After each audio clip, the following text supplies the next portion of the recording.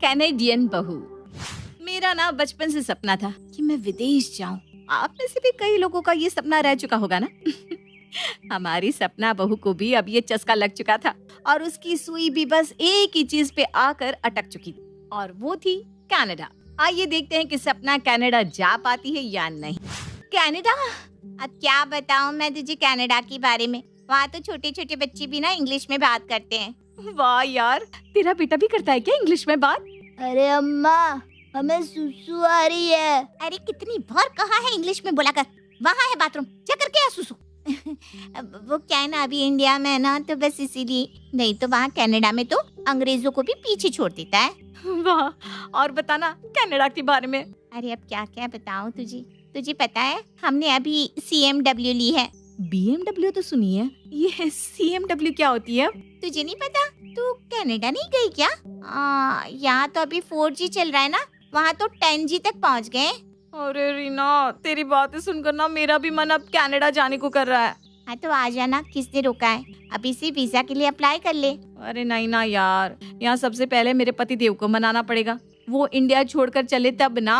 अरे तू उन्हें जब कनाडा के फायदे बताएंगी ना तब वो समझेंगे। मैंने भी ऐसे ही किया था। मैं रोज अपने पति से कहती थी कनाडा में ऐसा होता है वैसा होता है। फिर धीरे धीरे उनका भी मन कर गया चलने का और आज देखो हम कनाडा में रहते हैं। हाँ, मैं भी ना आपसे यही करूँगी। अब मेरा बस एक ही लक्ष्य है, कनाडा जाके रहना। ये हुई ना बात। और हाँ, कनाडा जाकर तेरा ये तेजीपन भी ना ठीक हो जाएगा। बिल्कुल मेरी तरह हो जाएगी, टिप टॉप। आए बेटा चलना, सारा दिन देखो खटर पटर चल रहा है कि मारे एक लात अभी यहीं। आंटी जी ये देख लीजिए, ये है टिप टॉप। अरे चल रहा है कि नहीं? हाँ? अच्छा हम चलते हैं। ठीक है, बाय सिया। मुझे भी कनाडा जाना है बस। आज से मिशन कनाडा शुरू। सहेली की बातें सुनकर अब सपना पर भी कनाडा जाने का भूत सवार हो चुका था। अब वो हर बात में कनाडा के गुणगान करने लगी थी। अरे वाह, जरा ये देखो सपना, कितनी खूबसूरत बिल्डिंग है ना। हाँ अच्छी है, पर पता है क्या, मैंने सुना है कि कनाडा में इससे भी बड़ी बिल्डिंग्स होती है, बड़ी बड़ी आसमान को छूती हुई। तुमने कहा सुन लिया कनाडा का किस्सा? अब अरे आज मेरी सहेली आई थी ना, वो कनाडा में रहती है, वही बता रही थी। सुनिए ना, मैं तो कहती हूँ हम तीनों भी कनाडा शिफ्ट हो जाते हैं। क्या कनाडा? अरे नहीं नहीं, यहाँ मेरी इतनी अच्छी नौकरी है, घर है, रिश्तेदार है, माता पिता है, ये सब छोड़कर मैं कनाडा क्यों जाऊँ? अरे आप समझ नहीं रहे, कनाडा में हम सबकी लाइफ सुधर जाएगी। अरे ऐसा कुछ नहीं होता, ये बस चौंचले है। वहाँ की जिंदगी ज्यादा हार्ड है, तुम्हें पता भी है। ये कनाडा का ख्याल अपने दिमाग से निकाल दो। अरे पर सुनो तो सही। अरे अब ये सब छोड़ो और खाना लगाओ जल्दी से। सपना पंकज से बात करने की कोशिश तो कर रही थी, लेकिन पंकज कनाडा जाने की बात से बिल्कुल भी सहमत नहीं था। अरे गोलू, आज तेरा स्कूल कैसा था? तुझे मजा तो आ रहा है ना बेटा? दादी अच्छा है, वहाँ हमें अलग अलग चीजें भी सिखा रहे हैं। आपको पता है पंकज, ये तो कुछ भी नहीं है। कनाडा में तो बच्चों को सब कुछ अपने आप करना सिखाते हैं, जैसे बस में कैसे चढ़ना है, अपना कमरा कैसे साफ करना है, अपने आप खाना कैसे खाना है, और भी हजारों चीजें सिखाते हैं बच्चों को। अच्छा, इतना सब सिखाते हैं बच्चों को? हाँ पापा जी, वहाँ के बच्चे तो बचपन से ही अंग्रेजी में बात करते हैं। वहाँ की एजुकेशन बहुत अच्छी है ना, बच्चों का भविष्य बन सकता है। अरे जो जिस देश में पैदा होगा वहीं की भाषा सीखेगा ना। अब यहाँ के बच्चे भी तो आसानी से हिंदी बोल लेते हैं, वहाँ के बच्चों को कहाँ आती है हिंदी? आप ना समझ ही नहीं रहे मैं क्या कहना चाह रही हूँ। अरे मैं सब कुछ अच्छे से समझता हूँ, समझ तुम नहीं रही हो।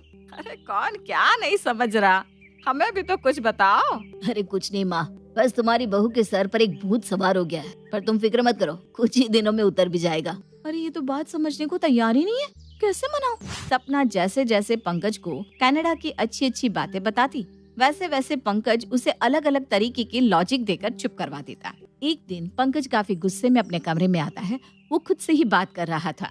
ये बॉस को भी पता नहीं क्या हो जाता है, कभी कभी लगता है जॉब ही छोड़ दूं। वही तो मैं कह रही हूँ आपसे पंकज, कब से हम कनाडा चलते हैं ना, वहाँ कुछ साल रहकर अच्छे से पैसे कमा लेंगे और यहाँ आकर फिर अपना बिजनेस कर लेंगे। अरे सपना, अब तुम ना फिर से शुरू मत हो जाओ प्लीज। मैं तो आपके फायदे की ही बात कर रही हूँ, मुझे आपकी फिक्र है इसलिए। अब आप सोचिए, वहाँ गोलू का भविष्य कितना अच्छा हो जाएगा, वहाँ रहने के बाद वो पढ़ाई में भी कितना अच्छा हो जाएगा, हम दोनों भी वहाँ जॉब करेंगे तो हमारे पास बचत भी कितनी अच्छी होगी, और फिर कुछ सालों बाद हम यहाँ आकर कुछ भी कर सकते हैं। जरा सोचिए तो। वैसे आइडिया बुरा तो नहीं, लेकिन कनाडा जाना इतना आसान नहीं है, बहुत सारा प्रोसेस होता है उसमें। अरे जरा सोचिए तो, आपके दोस्त भी जब आपसे बात करेंगे तो कैसा लगेगा कि हाँ मेरा दोस्त कनाडा में रहता है। सब लोग आपकी कितनी इज्जत करेंगे। हाँ, कनाडा में रहने के फायदे तो हैं, लेकिन लेकिन क्या? अभी ना मुझे नींद आ रही है, फिर कभी बात करेंगे इस बारे में, ठीक है? सो जाओ। अरे मेरी बात तो सुनो।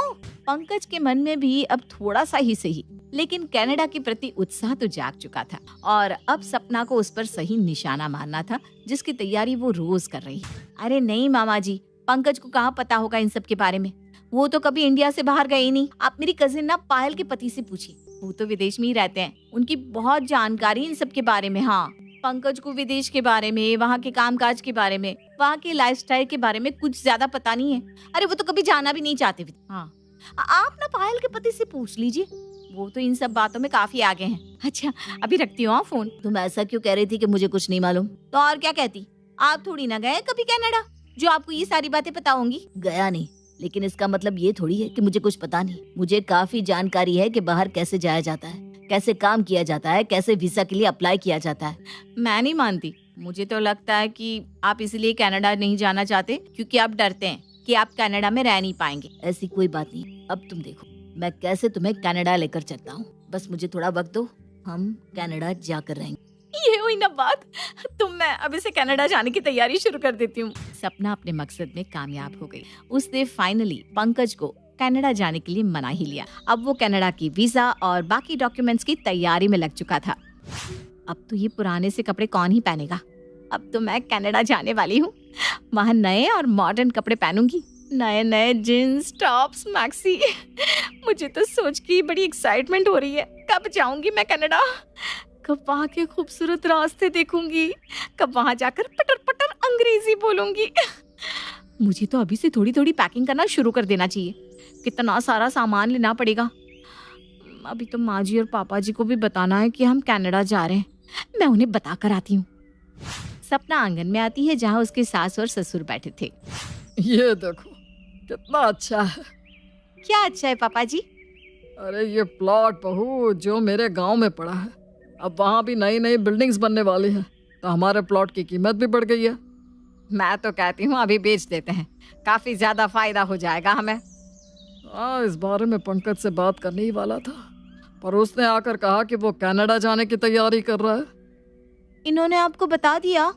हाँ, पंकज आज सुबह ही हमें बता कर गया है कि तुम दोनों कनाडा जाने के बारे में सोच रहे हो। अब हम दोनों को तो ये बात कुछ सही नहीं लग रही है, लेकिन हम बच्चों के साथ जबरदस्ती भी तो नहीं कर सकते ना। हाँ, पंकज बड़ा हो गया है, उसे हम कैसे रोक सकते हैं।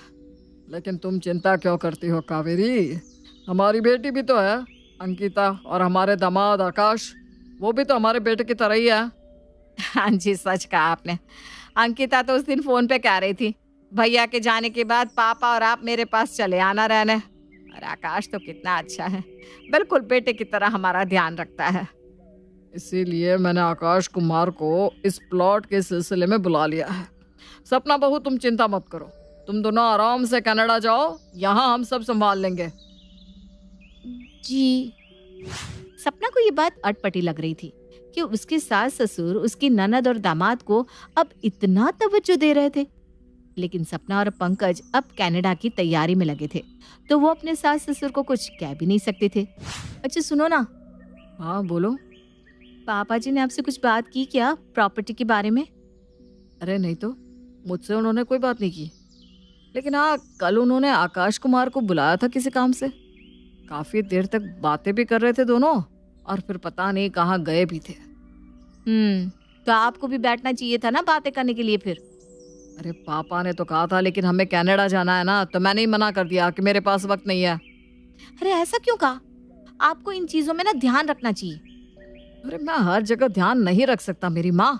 मैं कनाडा जाने के लिए तैयारी करूँ, वहाँ हमारे लिए घर देखूं, जॉब ढूंढूं, या फिर यहाँ पापा के साथ इन चीजों में ध्यान दूं। और वैसे भी आकाश कुमार इन चीजों में काफी होशियार है, वो संभाल लेंगे। वो तो संभाल लेंगे, लेकिन कहीं उसके बाद हमें कुछ संभालना ना पड़ा तो? पापा जी और माँ जी हमारे कनाडा जाने से खुश तो नहीं लग रहे, पर उन्होंने कहीं सब कुछ। अरे अब इतना क्या सोच रही हो, क्या हुआ? नहीं, मैं तो यूं ही बस। अरे अब हमारे जाने के बाद अंकिता और आकाश कुमार ही संभालेंगे ना माँ पापा को, तो सही है ना। अभी से वो पापा की मदद कर रहे हैं। हाँ सही है। चलो अब मैं डॉक्यूमेंट देख लेता हूँ, अभी बहुत प्रोसेस बाकी है। सपना कनाडा जाने की जिद लेकर बैठी थी, जो अब पूरी भी होने जा रही थी। लेकिन अब उसका मन कनाडा जाने की तैयारी में कम, लेकिन यहाँ चल रही हलचल पर ज्यादा लगा हुआ था। आखिर चल क्या रहा है ये? आजकल पापा जी आकाश कुमार से हर दूसरे दिन मिलते हैं और पंकज को कुछ बताते भी नहीं। कहीं मैं जो सोच रही हूँ वो नहीं, माँ जी और पापा जी हमारे साथ ऐसा नहीं कर सकते। पर अगर वो हमारे कनाडा जाने से नाराज हुए और सब कुछ अंकिता दीदी और आकाश कुमार के नाम पे कर दिया तो? नहीं, इसके बाद हमारे पास तो कुछ रह ही नहीं जाएगा। मुझे नजर रखनी होगी कि आखिर चल क्या रहा है। जाकर देखती हूँ अभी क्या बातें कर रहे हैं। सपना चुपके से अपने सास ससुर के कमरे में आती है और दरवाजे के बाहर खड़ी होती है। हाँ अब अंकिता, मैंने भी यही सोचा है। पंकज और सपना तो जा रहे हैं कनाडा। अब जो है तेरा ही तो है सब कुछ, जो तुझे चाहिए ले जाना। अब पता नहीं सपना और पंकज तो कब लौटेंगे कनाडा से, लौटेंगे भी कि नहीं। तू चिंता मत कर, मैं हूं ना, तुझे जो चाहिए ले जाना, ठीक है। तेरे पापा आज वकील से भी बात करने वाले हैं वैसे, और उन्हें सब कुछ समझाने वाले हैं। वकील से क्या बात करने वाले हैं पापा जी? और ये माँ जी अंकिता दीदी से क्या कह रही है? सब कुछ तेरा है। माँ जी और पापा जी सच में सब कुछ अपनी बेटी और दामाद के नाम कर रहे हैं? फिर हमारा क्या होगा? नहीं, हम अगर कनाडा चले गए तो हमारे पास तो कुछ भी नहीं रह जाएगा। अरे वकील साहब, अच्छा हुआ आपने फोन कर दिया, मैं आपको ही फोन करने वाला था। कुछ काम था आपसे। पापा जी ने वकील साहब को फोन भी कर दिया। अब मैं क्या करूं? कैसे रोकूं इनको? हाँ, ये सही रहेगा। आप कल घर पर ही आ जाइए, मैं आकाश कुमार को भी बुला लेता हूँ, फिर हम मिलकर बात कर लेंगे। पापा जी तो कल ही सब कुछ निपटाने के बारे में सोच रहे हैं, मुझे कुछ ना कुछ तो करना ही होगा। सपना किसी भी हालत में अपने हाथ से सब कुछ जाने देना नहीं चाहती थी, इसलिए अब उसने सोचा कि वो कनाडा नहीं जाएगी और यहीं रहेगी, जिससे वो सब कुछ संभाल सके। पापा, एक खुशखबरी है, हमारा कनाडा का वीजा लग गया है। अब हम जल्दी ही कनाडा जाने वाले हैं। अरे वाह, ये तो बहुत खुशी की बात है। नहीं, हम कनाडा नहीं जा रहे हैं। मुझे नहीं जाना कनाडा। क्या कहा तुमने? तुम्हें नहीं जाना कनाडा? अरे मजाक बंद करो। मैं मजाक नहीं कर रही हूँ। हम चले जाएंगे तो माँ जी और पापा जी का ध्यान कौन रखेगा? और वैसे भी कनाडा में सारी चीजें बहुत महंगी होती है, मुझे नहीं जाना। तुम्हें दौरे पड़ते हैं क्या पागलपन के? कभी जाना है कभी नहीं जाना है। कितनी मेहनत से मैंने वीजा लगवाया है। नहीं, मैं नहीं जाना चाहती। कनाडा में ना सारे लोग अंग्रेजी में बात करते हैं और मेरी अंग्रेजी तो ठीक ठाक ही है। मैं आखिरी बार पूछ रहा हूँ तुमसे कि तुम्हें जाना है कि नहीं जाना। हाँ बहू, तो एक बार फिर सोच ले, तेरा तो बहुत मन था जाने का। नहीं ना, अब मेरा मन नहीं है, मुझे नहीं जाना कनाडा। ठीक है, तो आज के बाद अगर कनाडा के बारे में तुमने मुझसे कहा ना, तो मैं तुम्हें अकेले ही कनाडा भेज दूंगा। सपना के अचानक ना कहने से पंकज काफी गुस्सा हो चुका था, लेकिन सपना खुश थी क्योंकि अब उसके सास ससुर उनका हिस्सा किसी और को नहीं देंगे। आइए वकील साहब, बैठिए। ये लीजिए, आकाश कुमार भी आ गए। अरे पापा, वकील अंकल को क्यों बुलाया है? देखो, मैंने ही आपको बचा लिया, नहीं तो हमारा हिस्सा हमारे हाथ से चला जाता आज। अरे बहुत ही जरूरी काम से बुलाया है हमने वकील साहब को। हाँ, वकील साहब की बेटी का रिश्ता हम आकाश कुमार के भाई के साथ करवाना चाहते हैं, बस इसी सिलसिले में बुलाया है उनको। अरे वाह, ये तो बहुत अच्छी बात है। क्या रिश्ते की बात करने बुलाया है? मतलब प्रॉपर्टी की कोई बात ही नहीं थी। अरे आकाश कुमार, घर जाते वक्त अंकिता के लिए साड़ी लेते जाइएगा। मैंने तो कहा कि तुझे जो चाहिए ले जा, सब तेरा ही तो है, लेकिन वो मानी ही नहीं। आप ये साड़ी ले जाइएगा। अच्छा, तो माँ जी साड़ियों की बात कर रही थी। ये मैंने क्या कर दिया? अपने कनाडा जाने के सपने पर खुद ही पानी फेर दिया। अब लगता है सपना को सपनों में ही कनाडा घूमना पड़ेगा। अरे सपना, कहाँ खोई हुई हो? चाय ले आओ ना। हाँ, कनाडा में। क्या? ना नहीं, कुछ नहीं, मैं कनाडा लेकर आती हूँ ना अभी। मेरा मतलब है मैं चाय लेकर आती हूँ अभी। सोना बहुत काली है, लेकिन सोना के ससुराल वाले उसे बहुत प्यार करते हैं। वो सोना को कभी इस बात का एहसास भी नहीं होने देते कि वो काली है। पर सोना अपने ससुराल वालों की इसी बात का फायदा उठाती है और घर वालों से अपने मतलब के काम निकलवाती है। अब सोना की ये चालाकी उसके ससुराल वाले पकड़ पाएंगे या फिर सोना ऐसे ही अपने ससुराल वालों के साथ विक्टिम कार्ड खेलती रहेगी। चलिए देखते हैं। एक दिन सोना ने अपने पति राहुल से कहा, राहुल जी एक बात बोलूं, अगर आप बुरा न मानो तो। सोना, मैं तुम्हारी किसी बात का बुरा नहीं मानता हूँ, पता तो है तुम्हें। तो आप मुझे कहीं घुमाने क्यों नहीं ले जाते? इसीलिए ना क्योंकि मैं काली हूँ, आपकी भाभी की तरह गोरी नहीं हूँ। अरे सोना, तुम इस तरह की बातें क्यों करती हो? मैंने या मेरे परिवार ने कभी तुम्हारे रंग को लेकर तुमसे भेदभाव नहीं किया। और रही बात बाहर जाने की, तो ठीक है, आज शाम को तैयार रहना। ऑफिस से आने के बाद मूवी देखने चलेंगे और फिर डिनर पर। ठीक है, मैं तैयार रहूंगी।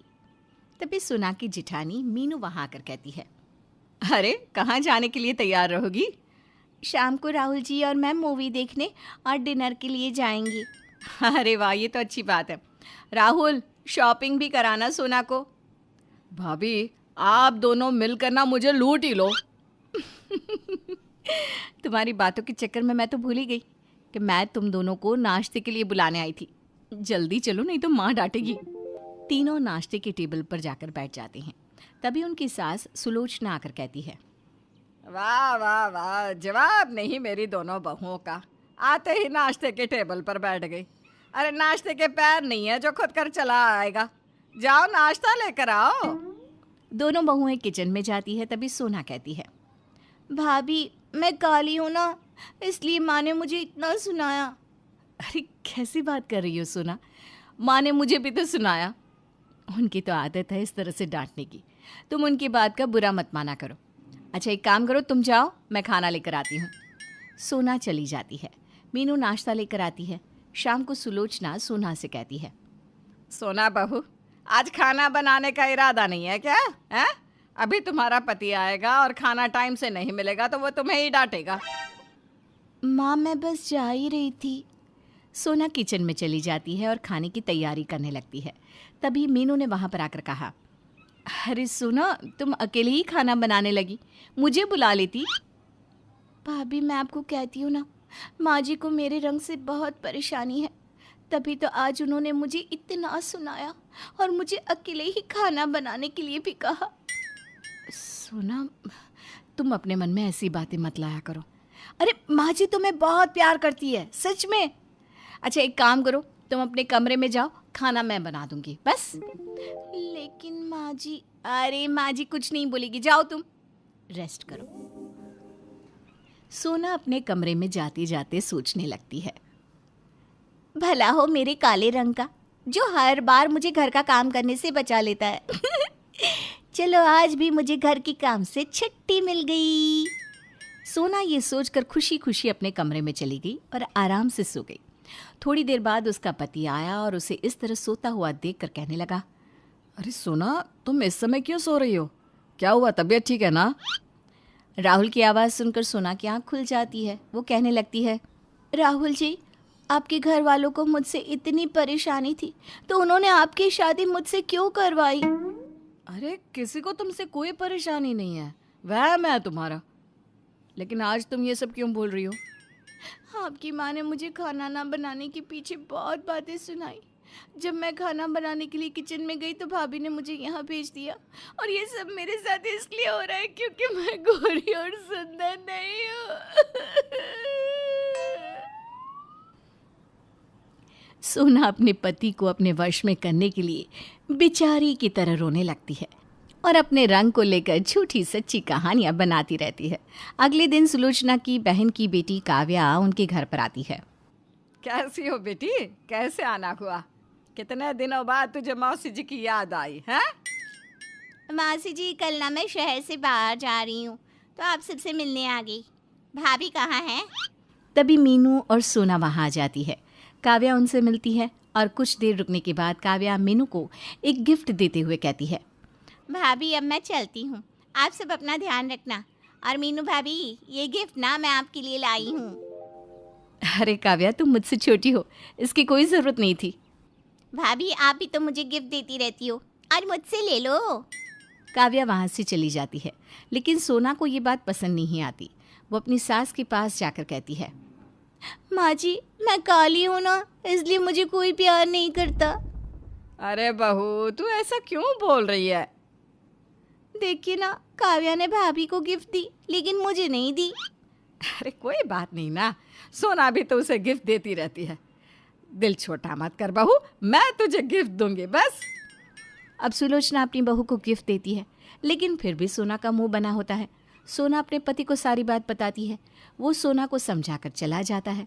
अगली सुबह सोना सोकर उठती है तो घर में कोई नहीं होता। सोना कहती है, अरे ये माँ और भाभी कहाँ चली गई? खैर मुझे क्या, मैं इनके लिए नाश्ता बना दूँ, मेरा काम खत्म। सोना राहुल को नाश्ता देकर ऑफिस भेज देती है। दोपहर को सुलोचना और मीनू घर आती है, तभी सोना उनसे पूछती है, माँ जी, आप दोनों सुबह से कहाँ गई थी? अरे मेहता जी की पत्नी का फोन आ गया था तो उनके घर पर चले गए थे। तो माँ जी मुझे भी ले जाती ना वहाँ पर। तुम सो रही थी तो तुम्हें उठाना सही नहीं समझा। रहने दो माँ जी, मैं काली हूँ ना, इसलिए आप मुझे कहीं ले जाना पसंद नहीं करती। आपको शर्म आती होगी ना मुझे ले जाने में। अरे नहीं सोना, ऐसा बिल्कुल भी नहीं है। मैं तो जाग रही थी इसलिए माँ मुझे ले गई। अगर तुम सुबह जल्दी उठ जाती तो माँ तुम्हें भी ले जाती। रहने दीजिए, मैं जानती हूँ आप ऐसा क्यों करती हैं। सोना गुस्सा होकर अपने कमरे में चली जाती है। शाम को राहुल जब ऑफिस से आता है तो सारी बात राहुल को बताती है। सारी बात सुनने के बाद राहुल कहता है, अच्छा सोना, तुमसे सब भेदभाव करते हैं ना, तो मैं अलग घर ले लूँगा। इस घर में अब हम और नहीं रह सकते। राहुल जी, हम अलग घर नहीं ले सकते, ये घर हमारा है। लेकिन घर में हम कैसे रहे? सब तुम्हारे साथ बुरा व्यवहार करते हैं ना। अरे राहुल जी तो घर खाली करने की बोल रहे हैं, ऐसा कैसे हो सकता है? इस घर में मुझे कितना आराम है, काम भी ज़्यादा नहीं करना पड़ता। क्या सोच रही हो? मैं कल ही कहीं किराए पर घर देखता हूँ, तुम पैकिंग शुरू कर दो, क्योंकि उसमें भी तो टाइम लगेगा। ये कहकर राहुल वहाँ से चला जाता है। अब सोना सारी रात सोचती है कि राहुल को कैसे मना करे कि वो घर छोड़कर ना जाए। सुबह होते ही सोना राहुल के पास जाकर कहती है, राहुल जी, ये देखिए माँ ने मुझे कंगन दिए। अरे ये तो बहुत महंगे लग रहे हैं। हाँ, और भाभी ना कल मेरे लिए ये साड़ियाँ लेकर आई। देखा, माँ और भाभी तुम्हारा कितना ख्याल रखते हैं, और तुम कहते रहती हो कि तुम्हारे साथ भेदभाव कर रहे हैं। हाँ, मेरा ख्याल रखते हैं, लेकिन अब ना आप घर छोड़कर मत जाइए, नहीं तो सब कहेंगे कि बहू ने बेटे और माँ को अलग करवा दिया। ठीक है, तुम फिलहाल मेरे कपड़ों पर प्रेस कर दो, मैं नहाने जा रहा हूँ। राहुल मुस्कुराता हुआ वहाँ से चला जाता है और सोना उस दिन के बाद कभी अपने काले होने का रोना नहीं रोती। घर के कामों में हाथ भी बटाती है। अब ये तो सोना को नहीं पता कि राहुल ने घर छोड़ने की बात सोना को सबक सिखाने के लिए बोली थी या फिर सच में वो जाने वाला था। पर इस बात के बाद सोना सुधर जरूर गई।